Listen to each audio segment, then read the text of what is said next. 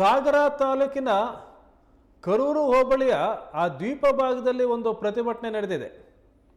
ಅಲ್ಲಿರ್ತಕ್ಕಂಥ ಯೂನಿಯನ್ ಬ್ಯಾಂಕ್ನ ಮ್ಯಾನೇಜರ್ ಅವರು ಸಾಲ ನೀಡುವ ಸಂದರ್ಭದಲ್ಲಿ ಸ್ಟಾರ್ ಯೂನಿಯನ್ ಇನ್ಶೂರೆನ್ಸ್ ಕಡ್ಡಾಯಗೊಳಿಸಿದರು.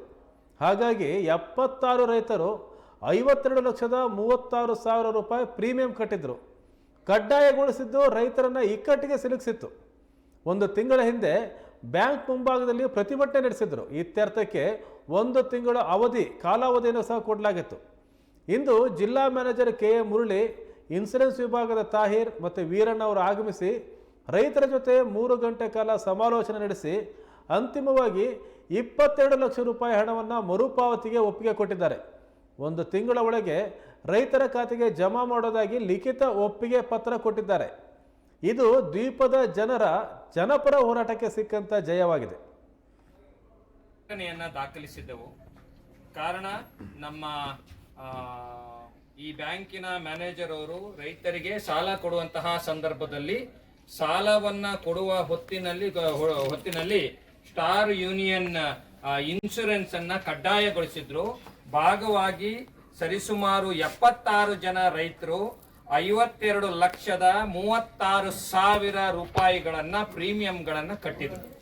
76 ಜನ ರೈತರು 52,36,000 ರೂಪಾಯಿ ಪ್ರೀಮಿಯಂ ಅನ್ನ ಕಟ್ಟಿದ್ರು.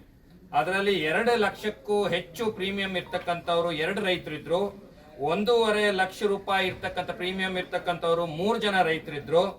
1 ಲಕ್ಷ ರೂಪಾಯಿಯ ಪ್ರೀಮಿಯಂ ಇರ್ತಕ್ಕಂಥವ್ರು 28 ಜನ ರೈತರಿದ್ರು. ಅದ್ರ ಜೊತೆಗೆ 30,000ಕ್ಕಿಂತ ಮೇಲ್ಪಟ್ಟಿರ್ತಕ್ಕಂಥವ್ರು ಸುಮಾರು 28 ಜನ ರೈತರು. ಒಟ್ಟು ಸೇರಿ 76 ಜನ ರೈತರು ಆ ಪ್ರೀಮಿಯಂ ಅನ್ನ ಕಟ್ಟಿದ್ರು.